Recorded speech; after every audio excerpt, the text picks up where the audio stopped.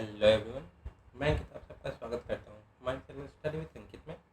तो हम लोगों ने लास्ट क्लास में एवरेज के बारे में देखा था। ठीक है, मतलब एवरेज हमने शुरू किया था और उससे कुछ प्रॉपर्टीज देखे थे। तो हमने 6 प्रॉपर्टीज देखे थे और 12 एग्जाम्पल सॉल्व कर लिए। 11 एग्जाम्पल इसमें से देखे थे। ठीक है, अब हम इसी को आगे कंटिन्यू करेंगे। तो आज 7वां प्रॉपर्टी से शुरू करते हैं।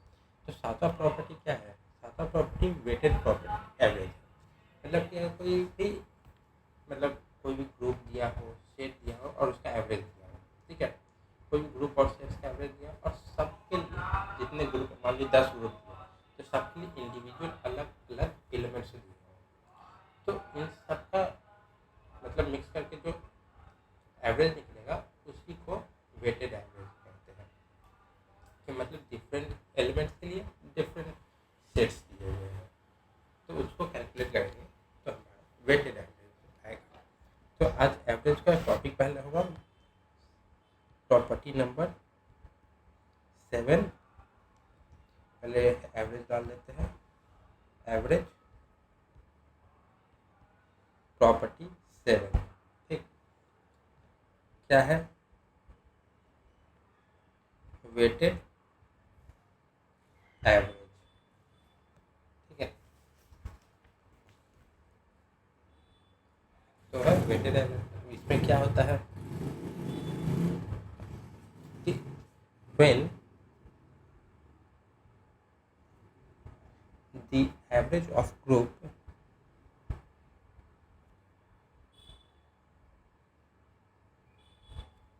और सेट्स, ग्रुप और sets instead of individual, instead of individual having different number of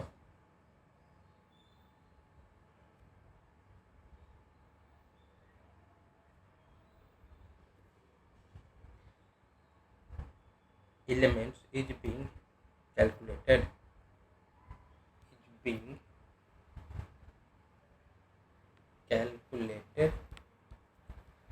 then it is called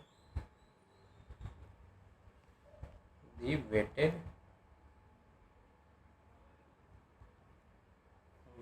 average.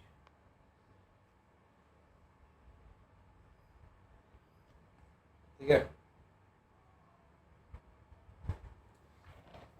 तो since in this case the number of element is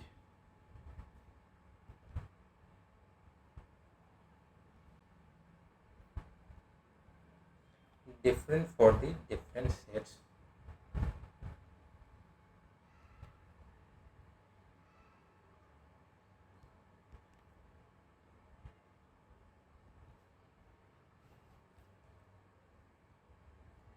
thus they carry different weightage. Her set का अपना अलग अलग weightage भी होगा। Weightage मतलब importance, किसी का ज़्यादा होगा किसी का कम होगा, क्योंकि हर एक ग्रुप में एक एलिमेंट मल्टीप्लाई होगा। ठीक है, तो उसका कुछ वैल्यू आएगा, फिर दूसरा सेट होगा उसमें ग्रुप होगा, उसका एलिमेंट से मल्टीप्लाई होगा, उसका वैल्यू आएगा। तो दोनों सबका वेटेज अलग अलग रहेगा, एक से रिलेटेड किसी का नहीं है। ठीक है, if the number of element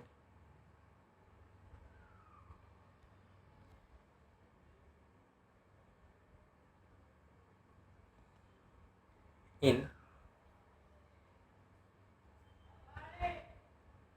n different groups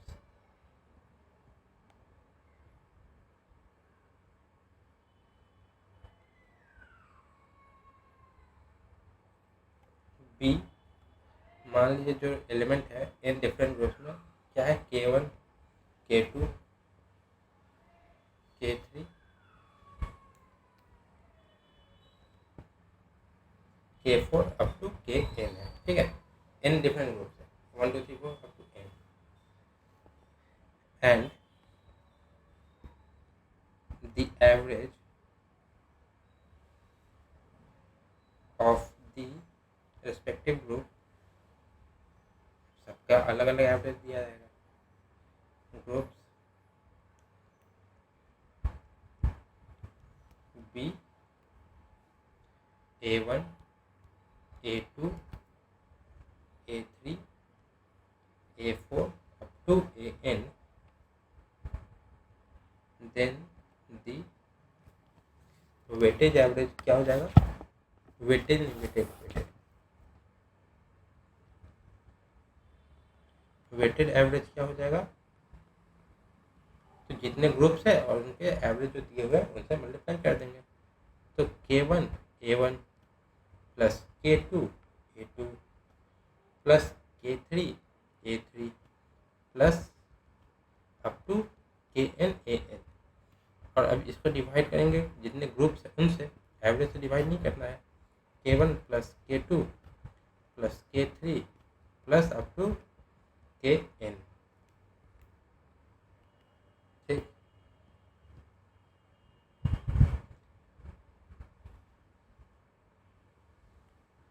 तो ये हो जाएगा. तो अब इसका एग्जाम्पल है, एग्जाम्पल देखते हैं. तो कल हमने 11 एग्जाम्पल देख लिए थे, आज 12. वहाँ से शुरू करते हैं. तो क्वेश्चन है, the average salary of 12 employee of Star Plus is ₹18,000 per month. ठीक है, एवरेज सैलरी दी है 12 महीने 12 employee. And the 15 employees of NDTV is ₹16,000 per month. The average salary of all 27 employee is. ठीक है, 12 का दिया 18,000, 15 का दिया है 16,000. तो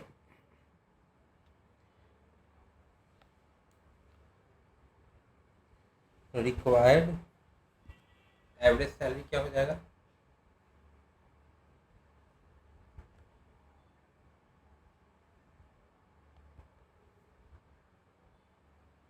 12 इंटू 18,000. इसका निकल पहला का स्टार प्लस का. फिर इसमें जोड़ेंगे NDTV का. NDTV में कितने एम्प्लॉय, 15, और सबका क्या सैलरी है 16,000, और डिवाइडेड बाय टोटल कितने एम्प्लॉय हो जाएंगे 12 प्लस 15. ये कितना आ जाएगा, 12 इंटू 18 कितना था, 18 इंटू 10 180, 180 और फिर 36 जोड़ देंगे तो 216 3 प्लस अब 15 इंटू 16 है तो 16 160 में और 80 जोड़ देंगे तो 240 0 डिवाइडेड बाई 27. ये कितना हो जाएगा, तो इसको अगर हम जोड़ देंगे तो 24 और 21 कितना 45, तो 45 6 3 0 डिवाइडेड बाई 27. तो कितना एवरेज कितना आ जाएगा 1688.88 एवरेज सैलरी होगा सबका. एक अब अगले एग्जांपल पे आते हैं. एग्जांपल नंबर 30 सेम से रिलेटेड. तो कह रहा है the number of student at I4 IAM in morning batch, evening batch and weekend batch is 30, 40 and 60 respectively. Their respective average age is 22, 21, 25. The average age of all combined निकालना है. ठीक है, 3 batch है, morning का, evening का, weekend का. तीनों student they दिए हैं और स्टूडेंट का एवरेज एज निकालना है. हमें ओवरऑल एवरेज एज निकालना है. ठीक है, तो रिक्वायर्ड एवरेज एज, ऊपर सैलरी निकालना था, यहाँ पे एज निकालना है. तो पहला मॉर्निंग बैच में 30 स्टूडेंट है, उनका एवरेज एज क्या है 22 मल्टीप्लाई प्लस इवनिंग बैच में कितने स्टूडेंट है 40, उनका एवरेज क्या है 21. फिर तीसरे बैच में कितने हैं 60, उनका एवरेज है 25. और स्टूडेंट कितने, एज से तो हम लोग नहीं निकालना, स्टूडेंट से निकालना है. कितने स्टूडेंट है वो जोड़ देंगे 30 प्लस 40 प्लस 60. तो क्या जाएगा 22 इंटू 60 नहीं 22 इंटू 30, तो ये हो गया हमारा 660 प्लस, अब करना है हमें 21 × 40, तो वो कितना होता है 840 प्लस, अब 25 × 60 है तो वो कितना हो जाता है, वो होता है 1500, और टोटल स्टूडेंट कितने हो जाएंगे 130।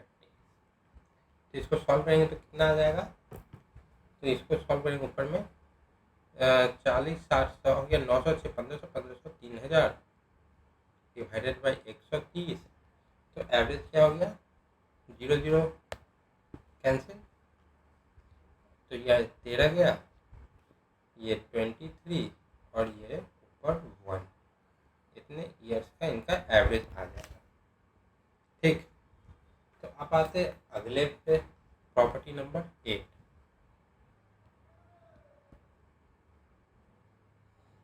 आठवां क्या है, तो आठवां है प्रॉब्लम्स बेस्ड ऑन एज।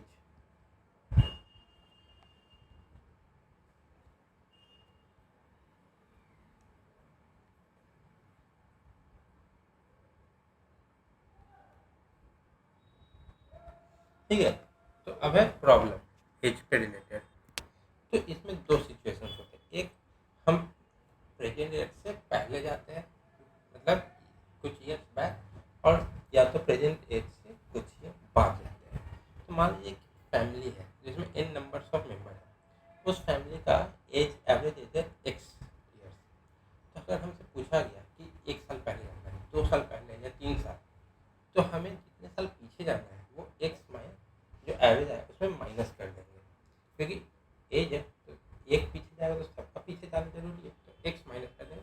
और कंडीशन ये होना चाहिए कि जो के साल जो पीछे गया है 1 2 3 जितने भी, तो उसमें ना किसी का जन्म होना चाहिए, ना ही किसी की मृत्यु होनी चाहिए। ठीक है, तो सेम चीज़ ये होता है जब आपसे पूछा जाए कि कितने साल के बाद देखना है, 1 साल 2 साल देखना, तो जितने साल के बाद देखना वो ऐड हो जाएगा एवरेज ऑफ एज में। ठीक, इसको लिख देते हैं। पहला, if the average age of n members of a family is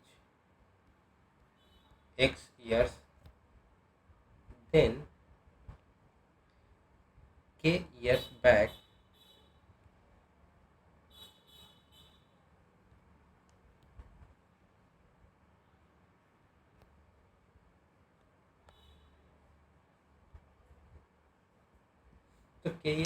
the average age of the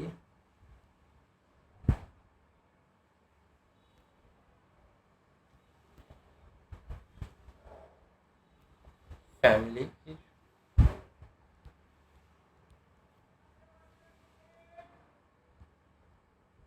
x minus k years। ठीक है, प्रोवाइडेड दैट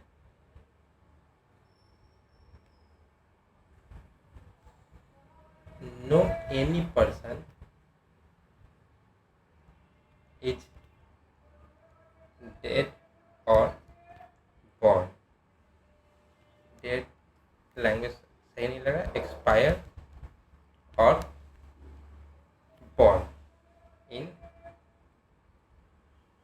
के पीरियड के ईयर्स पीरियड। ठीक है, अब इसका दूसरा देख लेते हैं कि सेकेंड क्या कह रहा है। सेकेंड भी सेम है। ठीक, if the present age of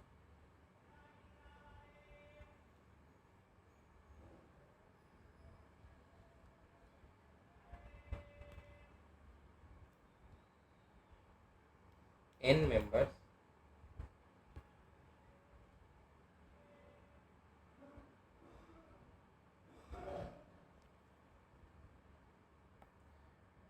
of a family is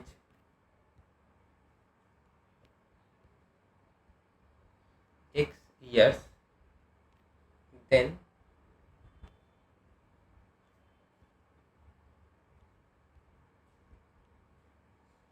k years later, the average age of the family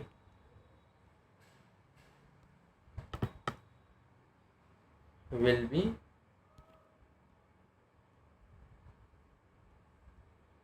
x plus k years.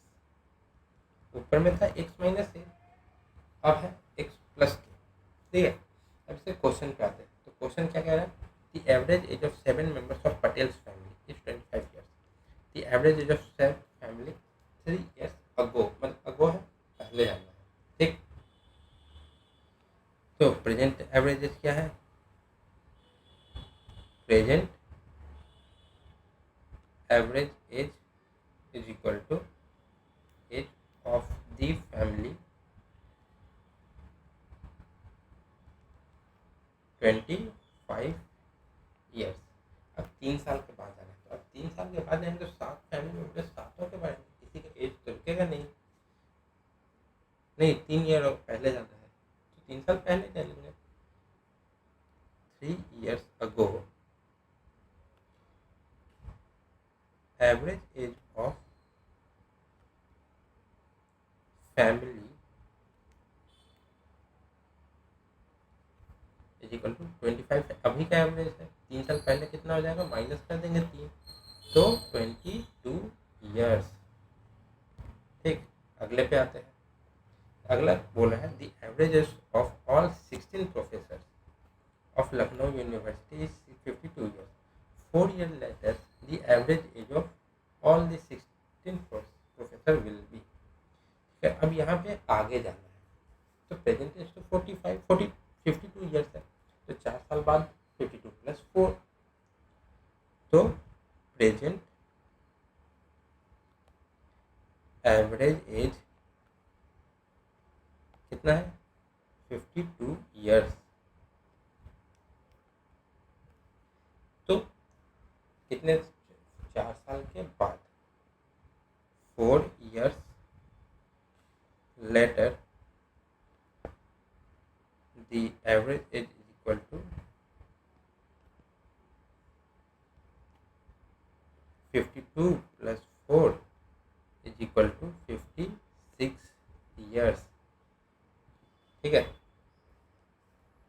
अब आते अगले क्वेश्चन पे। तो अगला क्वेश्चन क्या कह रहा है? अगला क्वेश्चन कह रहा है 6 months ago, 6 महीने पहले, the present age of student of class 10th was 14 years. तो 6 month के बाद 6 month है the age of same student will be. यहाँ पे अगर हम देखें तो 6 महीने पहले का दे रहा है और निकालना 6 महीने बाद का है। तो कितने टाइम के बाद निकालना? 1 साल का अंतर हो जाएगा। कैसे? क्योंकि 6 महीने पहले गए, आज कितना है? आज 1 जुलाई है, 6 महीने पहले गए 1 फरवरी। अब 6 महीने बाद का देखना है, मतलब 1 फरवरी का अगला 1 फरवरी, तो इसके बीच का गैप कितना हो गया? 1 साल का। तो एवरेज एज कितना बढ़ जाएगा? 1 साल से बढ़ जाएगा। ठीक है, तो 6 months ago and 6 months later or hence is equal to difference of 1 year. तो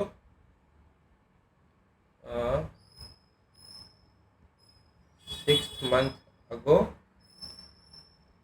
average age is equal to 14 years and 6 month hence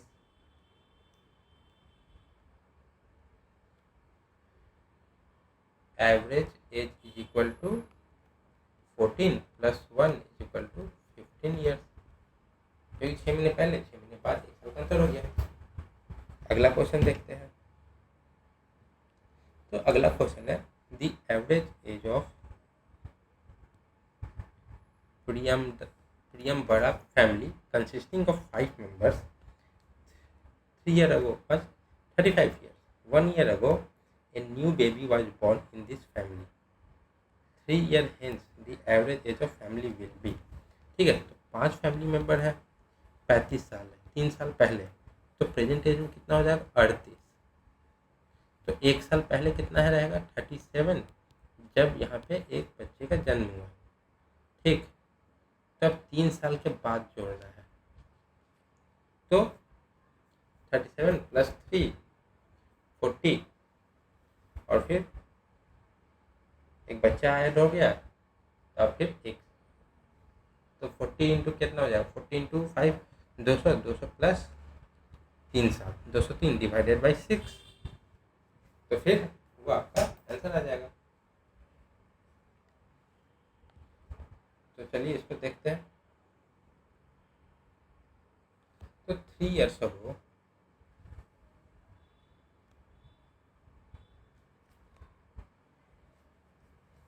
total age of 5 members, total age of 5 members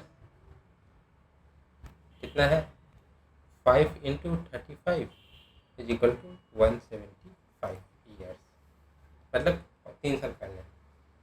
ठीक है, at the time of birth of new baby, at the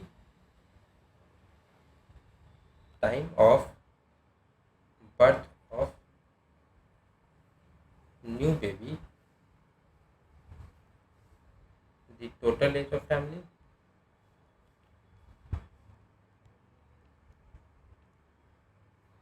अब क्या है 5 member है, as के पीछे देखना 2 साल आगे का, मतलब 2 साल, 1 साल पीछे का, 1 साल माफ करें, 1 साल पीछे का, तो मतलब कितना साल हम आगे आए 3 ईयर अगो 2 साल आगे आए, मतलब जो एवरेज एज है उसमें 5 मेंबर है, तो 10 साल आगे बढ़ेंगे, तो 175 + 10 इज इक्वल टू 185 ईयर्स।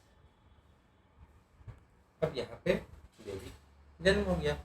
अब हमें देखना है कि 3 साल बाद, तो पहले हम निकालेंगे प्रेजेंट एज, फिर वहां से हम 3 साल आगे चलेंगे। ठीक, तो now present age is equal to एक 185 प्लस 5 इधर और एक बेबी 6, तो 191 ईयर्स। अब देखना है 3 साल आगे, 3 years hence the average is equal to, तो 191 तो पहले से था, अब 6 मेंबर है, सभी का 3 साल बढ़ा, तो 3 इंटू 6, और मेंबर्स कितने हो गए हैं 6, तो 191 + 18 divided by 6 is equal to 191 और 18 कितना हो जाएगा 209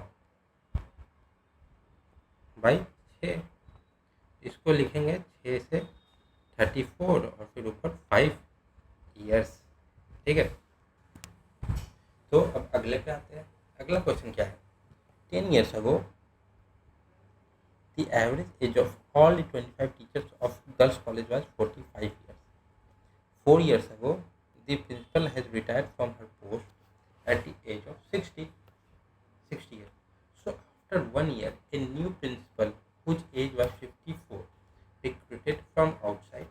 The present average age of all the teacher is, the principal is also considered as teacher. तो हमें पूरे टीचर का निकालना है एवरेज, एज का एवरेज। तो 10 साल पहले थे 25 टीचर, मतलब सबका 45 साल था। 4 साल पहले प्रिंसिपल ने छोड़ दिया, तो 6 साल बाद कितना होगा, तो 45 + 6 51, तो 51 एवरेज हो गया। तो वहाँ से टोटल एवरेज निकाल लेंगे कि सम क्या हो जाएगा। ठीक, उसके बाद हम यहाँ पे जो रिटायर हुए उनका एज माइनस कर देंगे, और जो नए आए हैं उनका एज हम जोड़ देंगे। ठीक, तो अगर उनका हम जोड़ देंगे और फिर 4 साल का फिर निकाल लेंगे, तो वो हमारा आफ्टर 1 ईयर ना, तो 3 साल का फिर निकालना होगा, तो वो निकाल देंगे। ठीक, तो चलिए शुरू करते हैं।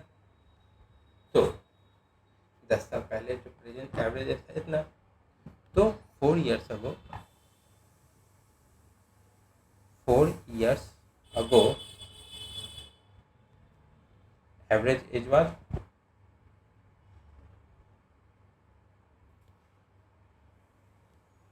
of 25 teachers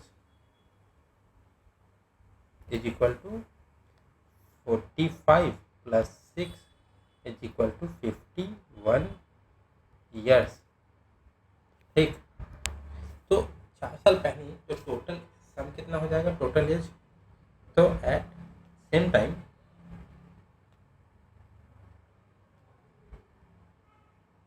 total age is equal to 51 into कितने टीचर है 25, तो कितने साल हो जाएगा 1275 ईयर्स। ठीक है, and the total age of then principal retire,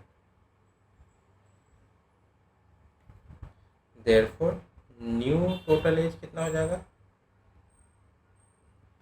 1275 minus 60, क्योंकि 60 साल के थे, तो 1215 ईयर्स हमारा आ रहा है।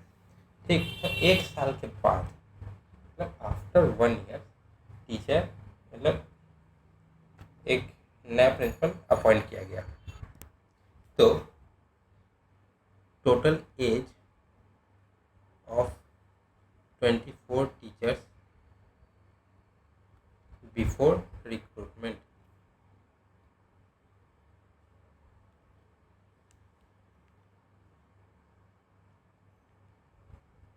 कितना हो जाएगा 1215 प्लस 24, एक ही साल का था अंतर, तो 1239 ईयर्स इनका एवरेज हो गया 3 साल पहले, क्योंकि 3 साल पहले रिक्रूटमेंट होना था, तो ये 3 साल पहले का हमारा हो गया। ठीक, अब एक नए टीचर ऐड हो रहे हैं। ठीक, नाउ अब total age of 25 teachers including new principal. अब यहाँ पे हमारे पास नए प्रिंसिपल ऐड हो गए, including new principal.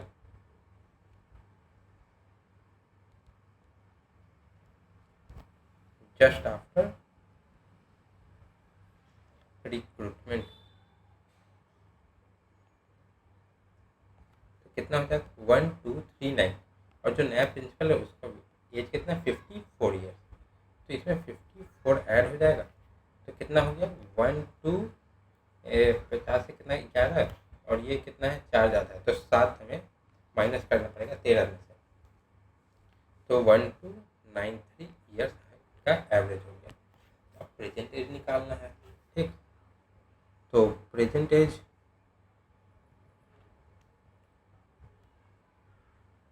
Of 25 teachers, हम 3 साल पीछे हैं, तो 1293 प्लस 3 इंटू 25, तो 1293 प्लस 75, तो 7 हम कर देंगे 1375 में से, तो 5 उधर 2 इधर, तो 1368 ईयर्स हमारा हो रहा है। अब एवरेज निकालेंगे। ठीक, therefore average is of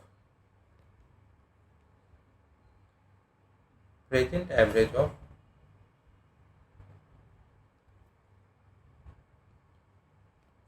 25 teachers is equal to 1368 divided by 25। ये तो पूरा नहीं कटेगा, 25 यहाँ पे मिक्स फ्रैक्शन में लिख देंगे, ये जाएगा 34 नहीं 54, 18 बचेगा 54 और 18, क्योंकि 1350 जाएगा ना ईयर्स, तो ये हमारा एवरेज आ गया। अब आते हैं अगले क्वेश्चन पे। तो अगला क्वेश्चन है the ratio of ages of father and daughter at present is 3:1। तो 4 साल पहले क्या था 4:1। The average of father and daughter 2 years hence, मतलब 2 साल बाद क्या होगा। ठीक, तो late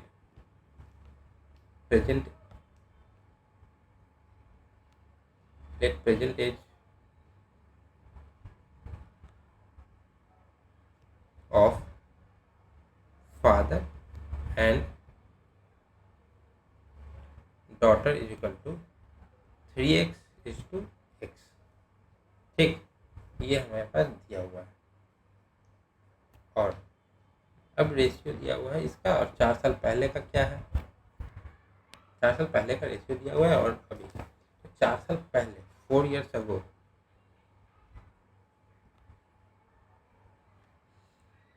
4 years ago father's age is equal to 3x-4, daughter age क्या हो जाएगा x-4, therefore 3x-4 divided by x-4 is equal to 4/1। तो अब इसको अगर हम क्रॉस मल्टीप्लाई करें तो 3x-4 is equal to 4x-16 हो जाएगा। ठीक, तो यहाँ पे 4x-3x इज इक्वल टू 16-4, तो x इज इक्वल टू 12। तो हमें निकालना क्या है, the average age of father and daughter after 2 years। x यहाँ पे है तो 3x कितना हो जाएगा 36 years। तो अभी का ये है, अब निकालना है हमें 2 साल बाद का। देयरफॉर प्रेजेंट एवरेज एज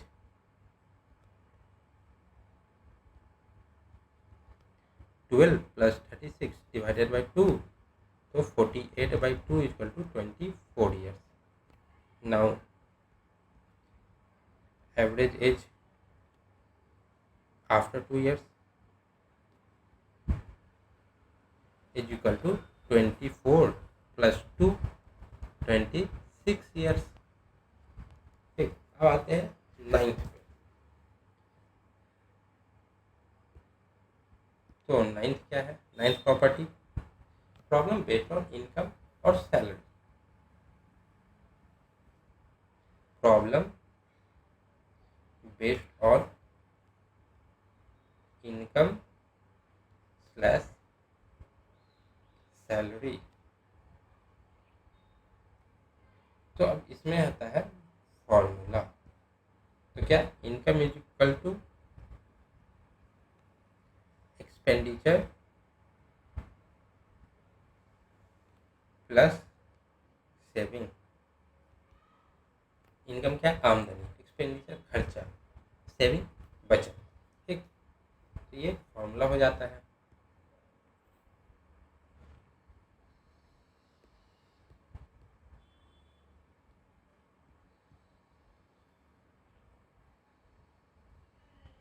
तो अब आते हैं इसके क्वेश्चन पे। तो पहला क्वेश्चन मतलब एग्जांपल 20वां। तो क्वेश्चन है the average salary of Rajesh Bahadur and Aamir is ₹8,000 per month। The average expenditure of the Rajesh Bahadur Aamir per month is ₹5,000। The average saving of all 3 person is, मतलब इतना खर्च कर दिया, इतने है तो 3,000 का बचत होगा एवरेज में। पर ऐसे बोल के तो नहीं करना है, सॉल्व करना है। Average saving is equal to average income minus average expenditure.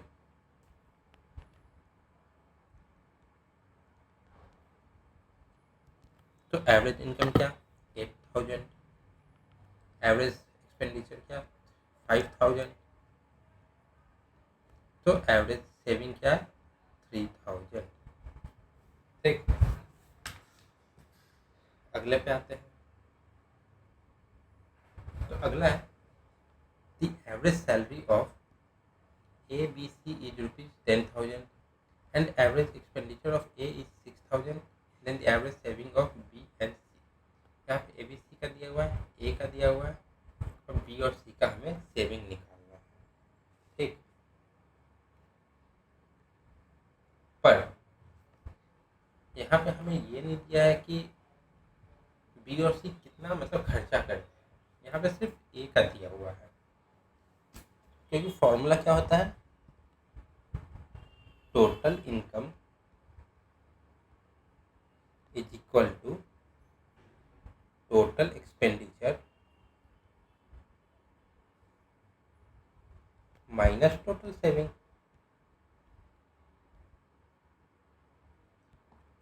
पर यहाँ पे बी और सी के लिए, but for B and C expenditure is not given.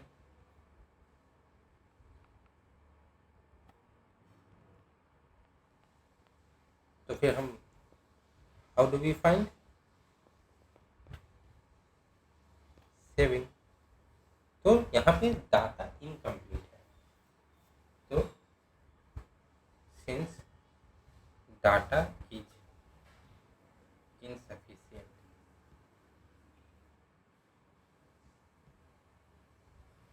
ठीक, यहाँ पे डाटा पूरा दिया नहीं तो हम फाइंड नहीं कर सकते, क्योंकि बी और सी का कोई रिलेशन दिया ही नहीं है, बस दिया है कि सैलरी क्या है, ना खर्चा देगा तभी तो हम बचत निकाल पाएंगे, दिया नहीं। अब आते हैं अगले पे, ठीक।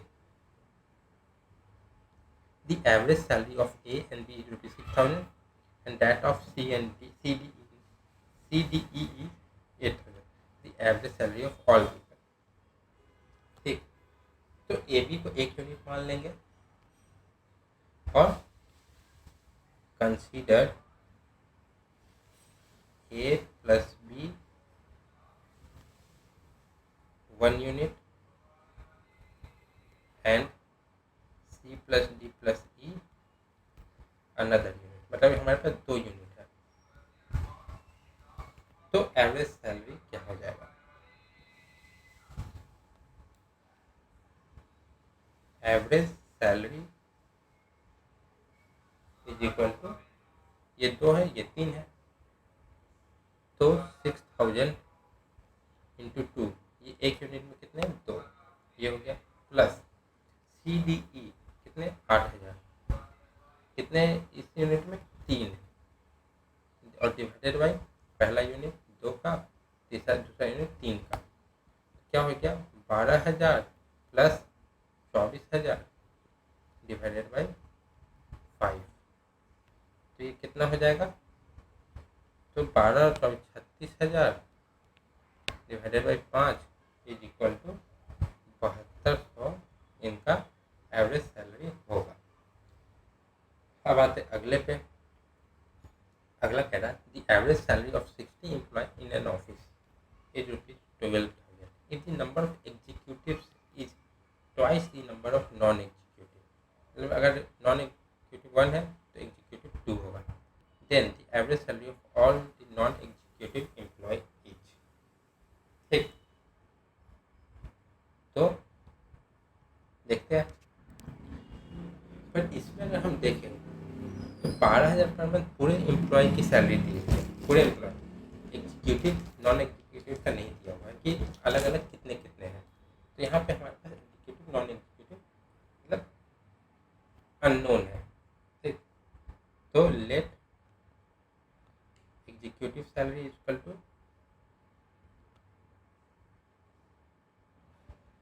के and non executive salary equal to L. अब क्या दिया हुआ है कि रेशियो दिया हुआ है कि ट्वाइस है, तो executive number of divided by number of non executive is equal to 2/1। अब इसको 2:1 के रेशियो में, तो 60 एम्प्लॉई है 3 है, तो total employee 2 + 1 is equal to 60, this employee 1 is equal to 20, तो नंबर ऑफ एग्जीक्यूटिव कितना है 2 × 20 is equal to 40 and number of non executive कितने हैं 1 × 20 इज इक्वल टू 20, हो गया। अब देखते हैं टोटल सैलरी क्या दिया हुआ है। Total salary is equal to 40 into executive salary of executive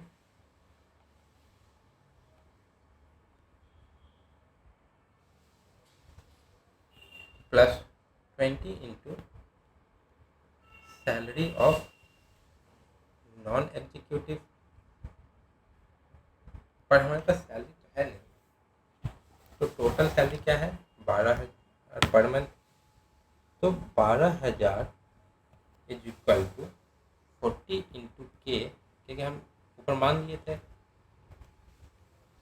40 into के प्लस 20 इंटू एल। ठीक, तो अब हम इसके लिए इससे आगे नहीं कर सकते, क्योंकि के एंड एल आर सिंस के and L R unknown, so we can't determine the or find the required average salary। ठीक,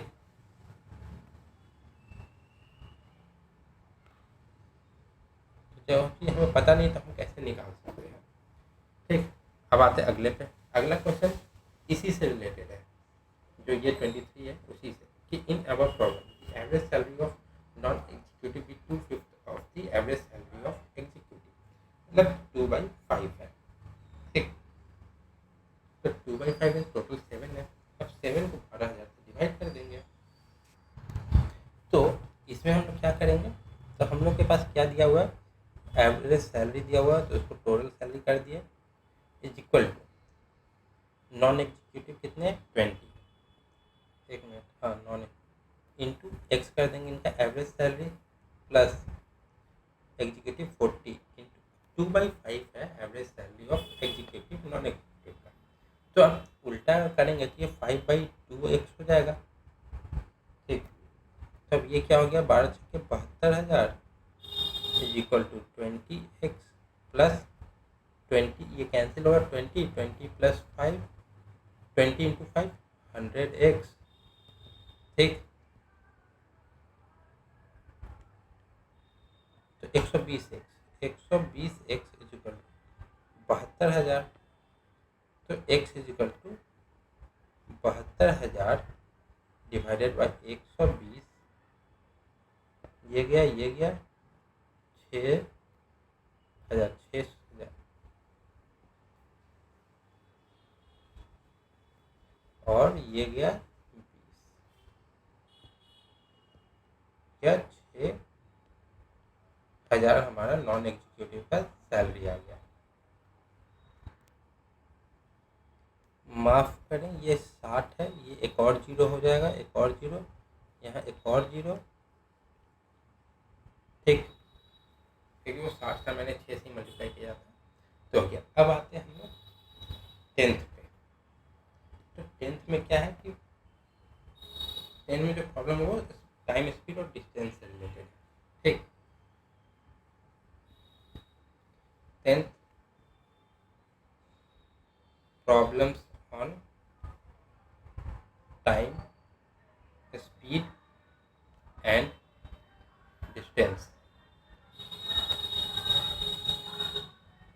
तो पहला देखते हैं केस 1।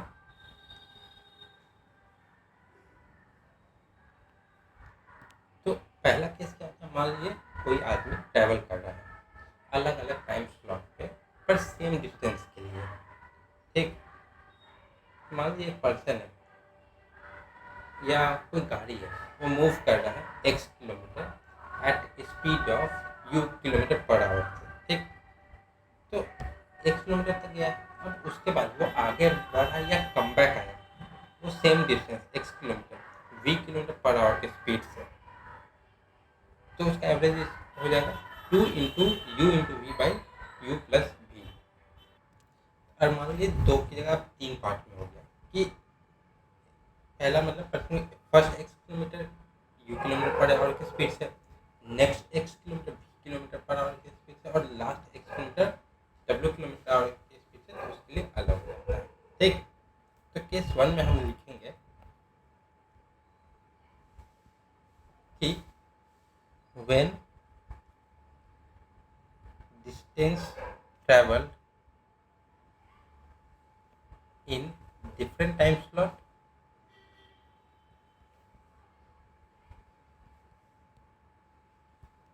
और पार्ट्स इज सेम, मतलब डिस्टेंस अलग अलग टाइम पे चला पर डिस्टेंस सेम था। ठीक, मतलब इफ ए पर्सन और vehicle moves x kilometer at a speed of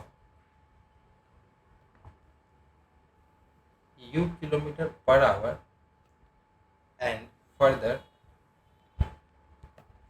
he goes or comes back the same distance, मतलब गया भी सेम डिस्टेंस, अभी x किलोमीटर गया u किलोमीटर पर आवर से और आगे भी x ही किलोमीटर आगे ट्रैवल किया, same distance x kilometre at speed of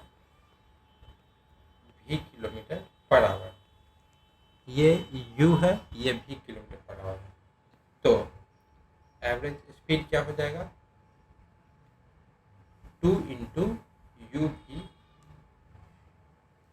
2 by U plus भी, ये एक एवरेज स्पीड हो गया। अब मान लीजिए यही अगर 3 पार्ट में हो, ठीक, if there are 3 parts of same distance,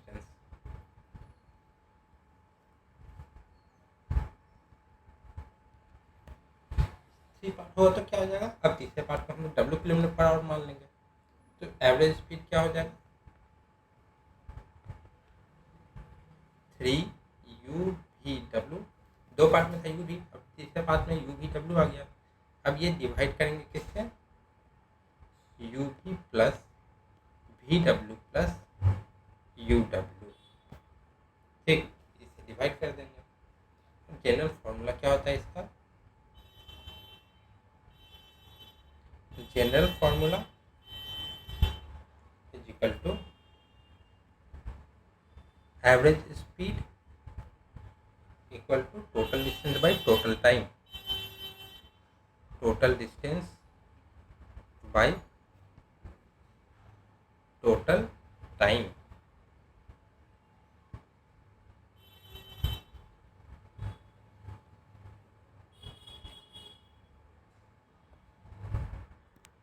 अब अगला इसी में देखते हैं, मतलब इसी पॉइंट में केस 1 में कि आधा डिस्टेंस जो एक स्पीड से कवर किया गया, उस रेस्ट आप अलग स्पीड से ये किया गया, तो उसमें एवरेज स्पीड कैसे निकालेंगे। तो सबसे पहले हम लोग डिवाइड कर देंगे कि कितने रेशियो में ट्रैवल किया हुआ है, ठीक, फिर उसी के हिसाब से निकालेंगे। प्रोपोर्शन मेथड हो जाएगा ये, proportion method,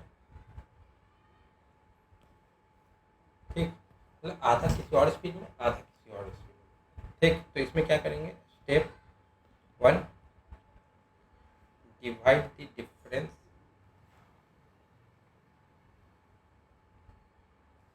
of u and v, u and v क्या है, स्पीड है, आधा दूरी किस स्पीड से ट्रेवल की है और आधा किस स्पीड से, ठीक, in the ratio u is to v, यहाँ पे u छोटा होगा v से। अब स्टेप 2 क्या है, स्टेप 2 है कि फॉर्मूला हो जाएगा u plus u v into you divided by u plus v, और v के हिसाब से तो v माइनस, जहाँ पे v बड़ा है तो v minus u v into v divided by u plus v, ये तो हो गया अब केस 1। अब केस 2 पे आते हैं, ठीक, केस टू। केस टू क्या है? तो केस टू में है कि मान लीजिए डिफरेंट मतलब डिस्टेंस ट्रैवल किया अलग अलग स्पीड से, मतलब x1 डिस्टेंस ट्रैवल किए u स्पीड से, x2 किए v स्पीड से, x3 किए w स्पीड से। ठीक, तो इसका when the distance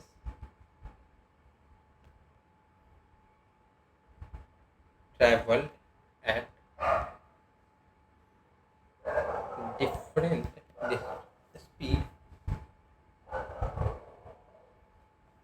are different, क्योंकि दोनों स्पीड भी डिफरेंट और ये डिस्टेंस भी डिफरेंट, तो देन वी कैलकुलेट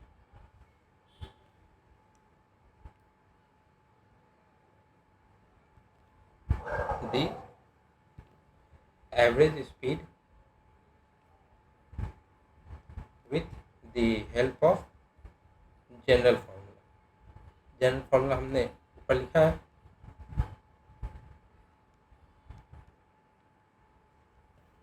ठीक। तो इसका क्या हो जाएगा? Average speed equal to total distance by total time. तो क्या हो गया?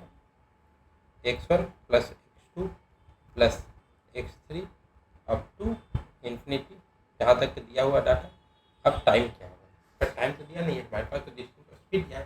तो टाइम का फॉर्मूला क्या होता है? Distance by speed. यहाँ पे हम लोग डिस्टेंस बाई स्पीड लगा देंगे। x1 by U plus x2 by V plus x3 by W plus so on. ठीक, तो ये एक फॉर्मूला हो जाएगा जब डिस्टेंस सब चीज़ अलग अलग हो।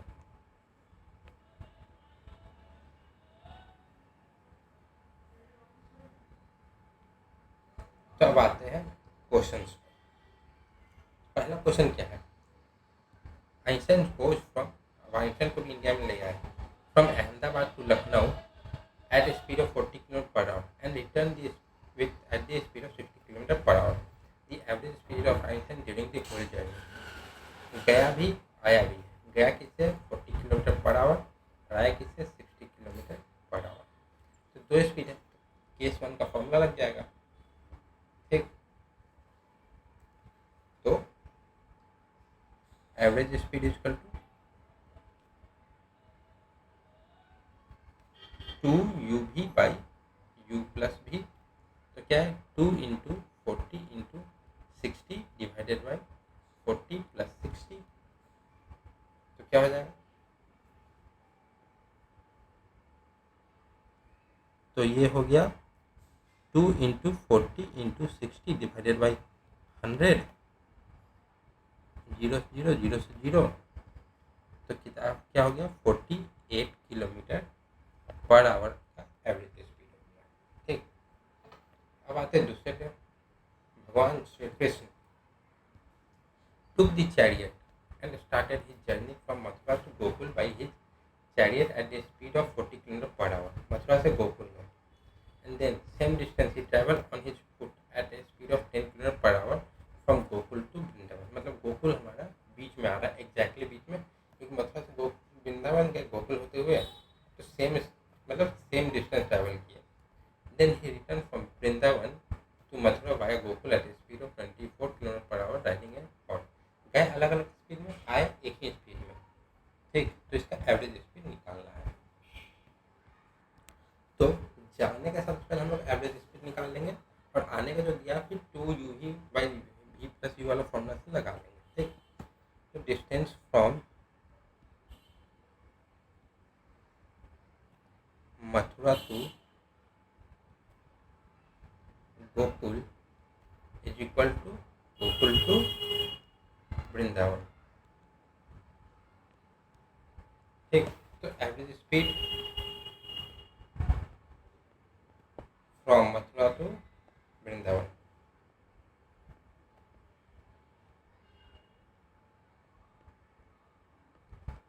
कितना हो जाएगा 2 into 40 into 10 divided by 40 plus 10। तो ये कितना हो जाएगा 2 इंटू 40 इंटू 10 डिवाइडेड बाई 50। तो ये क्या है ये 8। तो कितना हो गया 16 किलोमीटर पर आवर। जाने का स्पीड है एवरेज 16 किलोमीटर, आने का 24। तो therefore required average speed is equal to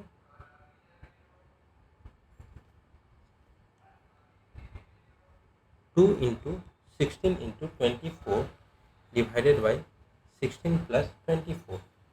तो क्या हो जाएगा 32 इंटू 24 डिवाइडेड बाई ये हो गया 40। तो एवरेज स्पीड हो जाएगा 19.2 किलोमीटर पर आवर। अब आते हैं अगले क्वेश्चन पे। तो अगला क्वेश्चन है Anup travels first one third of the total distance at the speed of 10 km per hour, next one third at 20 km per hour, and the last one third at the speed distance at the 60 km per hour। ठीक, ये यहाँ पे नहीं होगा। One third distance at the speed of 60 kilometre, ये इसका part नहीं होगा, एक्स्ट्रा है। ठीक, तो इसको हम करेंगे किसे केस 1 में जो था कि जब 3 पार्ट में स्पीड हो उसके हिसाब से। ठीक, तो एवरेज स्पीड क्या हो जाएगा 3 into U V W divided by U V plus V W plus W U. तो 3 इंटू, क्योंकि वन थर्ड क्या है इक्वल डिस्टेंस है, 3 into 10 into 20 into 60 divided by, तो 10 इंटू 20 पहले, तो क्या हो गया 200 हो गया, प्लस 20 इंटू 60 1200 प्लस 600। तो कितना हो जाएगा, ऊपर करेंगे नहीं पहले नीचे का कर लेते हैं, क्योंकि ऊपर में 0 0 कैंसिल हो जाएगा। नीचे क्या हो गया 6 2 8 और 12 8 2000 0 0 0 0 0 0 2 से ये 2 गया, तो कितना हो गया 6 3 18 किलोमीटर पर आवर। अब आते अगले पे। तो अगला दिया हुआ है कि Columbus started his journey from Lucknow to Kolkata which is 200 kilometre at the speed of 40 km per hour. Then he went to Bangalore. Lucknow से कोलकाता, फिर कोलकाता से Bangalore which is 300 km at the speed of 20 km per hour. Further he went to Ahmedabad which is 500 km at a speed of 10 km per hour. ठीक, the average speed of Columbus each. तो average speed निकालना है, तो average speed क्या हो जाएगा, average speed हो जाएगा total distance x1 plus x2 plus x3 और फिर total distance by total time. But time तो दिया नहीं है, तो यहाँ पे डिस्टेंस बाई स्पीड कर देंगे। तो x1 by U plus x2 by V plus x3 by W. तो क्या हो जाएगा टोटल डिस्टेंस क्या है, पहला 200 फिर 300 फिर 500। ठीक, और स्पीड क्या हो गया 200 divided by 40 plus 300 divided by 20 plus 500 divided by 10।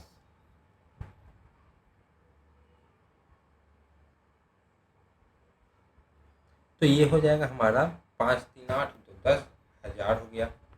और नीचे कितना हो गया 40, ये गया कितना बचा 5, और ये कितना बचा 15 और ये 50। तो क्या हो गया 1000 डिवाइडेड बाई 70। तो ये स्पीड क्या हो गया 100/7 is equal to 14 2/7 kilometre per hour. ये स्पीड से कोलंबस घूम रहा था इंडिया। अब आते हैं अगले पे। अगला क्या है? अगला है 11th property, value of an overlapping element.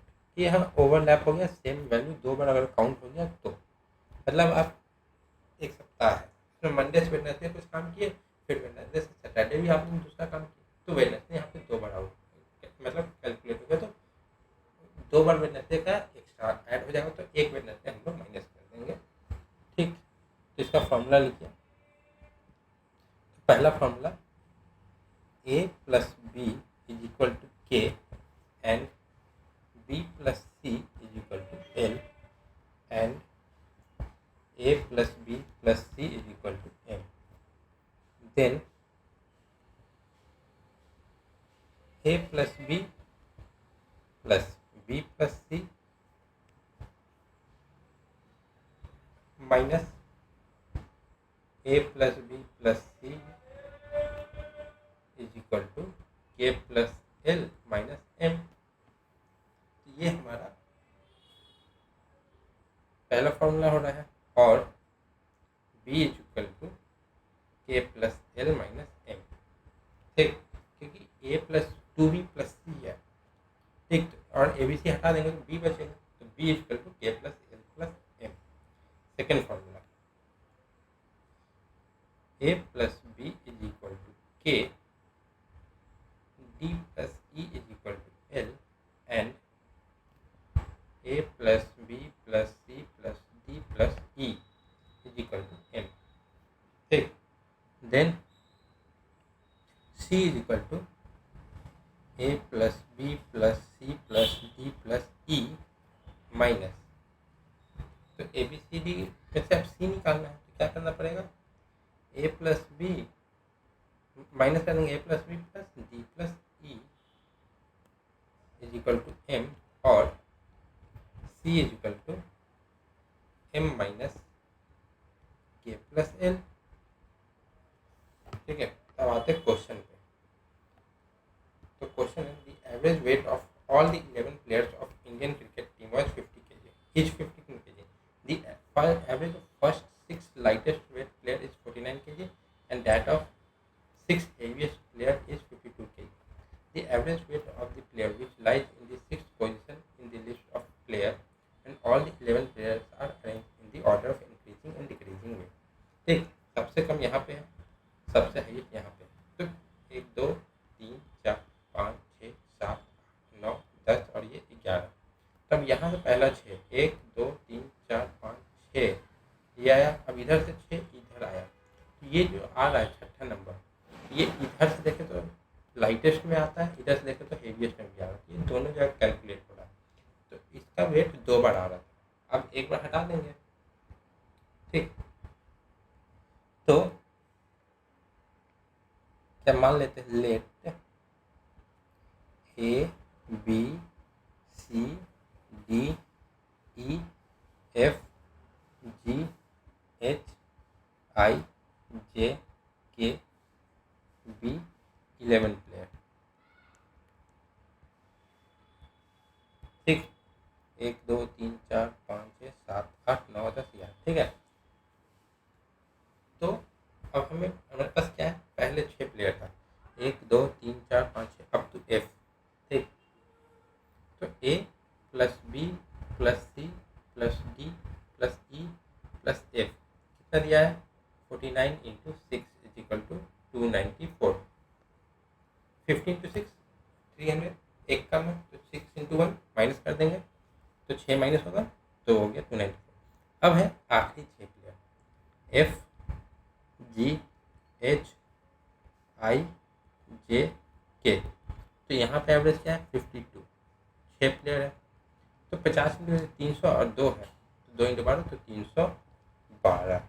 ठीक, तो अब ओवरऑल अगर देखा जाए तो 50 एवरेज कितना है, 50 है। ठीक, तो नाउ अब सबका एवरेज एक साथ कितना होगा, C plus D plus E plus F plus G plus H plus I plus J plus K, ये 11 प्लेयर है। एवरेज क्या है 50 × 11 कितना आ गया 550 वेट आना चाहिए इनका। तो हमें निकालना 6 प्लेयर का। 6 प्लेयर कौन F, therefore weight of eight F is equal to पूरा प्लेयर का जोड़ेंगे माइनस कर देंगे 550 से, कितना होगा 4 2 6 9 1 10 का 0 हाथ में 3 2 5 1 606 minus 550 equal to 56 kg F का वेट हो गया। ठीक, अगला देखते हैं। अगले में है the average presence of student in a class on Monday Tuesday Wednesday is 30 and on the Wednesday, Thursday, Friday, Saturday is 28. Then the number of students who attended the class on Wednesday is the average age or number of students of all 6 days is 27. ठीक, तो Monday plus Tuesday plus Wednesday is equal to 30 into 3 90। और फिर आया Wednesday plus Thursday plus Friday plus Saturday, क्या है 28 into 4 तो 30 into 4 120 120 में से 8 माइनस कर देंगे 112। ठीक, अब हम निकालेंगे एवरेज वेट का पूरे वीक का, Monday Tuesday Wednesday Thursday Friday Saturday. तो कितना दिया है 27, तो 27 इंटू 6 करेंगे तो कितना होगा, तो 30 इंटू 6 180, 180 में से 18 गया तो 162। तो number of students on attendant class on Wednesday is equal to 112 plus 90 कितना हो जाएगा, 90 के 202 माइनस 162, बचा कितना, बचे हैं हमारे पास 40। तो 40 स्टूडेंट वेडनेसडे को क्लास अटेंड किए। अगले में आते हैं, the average age of A B C D E is 40 years, the average age of A and B is 35, the average age of C and D is 42। तो E क्या निकालना है। ठीक, age of A plus B 35 into 2 70, age of C plus D is equal to 42 into 2 84 and age of a plus b plus c plus d plus e 40 into 5 200। तो ये सब का निकल गया। अब हमारे पास किस चीज़ का नहीं है, ई का नहीं है, ए बी सी डी है, ई नहीं है, therefore age of E is equal to A plus B plus C plus D plus E minus A plus B plus C plus D, क्या है 200 माइनस 70 प्लस 80 150 और 4 154, तो कितना हो गया 46 ईयर्स। ई का एज कितना 46 ईयर्स। और आज का आखिरी क्वेश्चन देखते हैं। Average temperature on Monday, Tuesday, Wednesday is 38 degrees Celsius. Average temperature on Tuesday, Wednesday, Thursday is 43 degrees Celsius. If the average temperature on Monday and Thursday is 18.5, the average temperature on Monday निकालना है। ठीक, तो क्या क्या दिया है, Monday plus Tuesday plus Wednesday 38 degree into 3 114 degree. फिर क्या दिया है एवरेज में, Tuesday plus Wednesday plus Thursday क्या दिया है 43 डिग्री इंटू 3, तो 43 इंटू 3 129 डिग्री सेल्सियस। फिर क्या दिया है, if the average temperature Monday and Thursday is 18.5, तो मंडे प्लस थर्सडे 18.5 इंटू 2, तो कितना हो जाएगा 38 और 37 डिग्री। और फिर हमें निकालना है एवरेज टेम्परेचर मंडे का। ठीक है, मंडे प्लस थर्सडे निकल गया। अब मंडे माइनस थर्सडे में निकालने Monday minus Thursday is equal to Monday plus Tuesday plus Wednesday, नहीं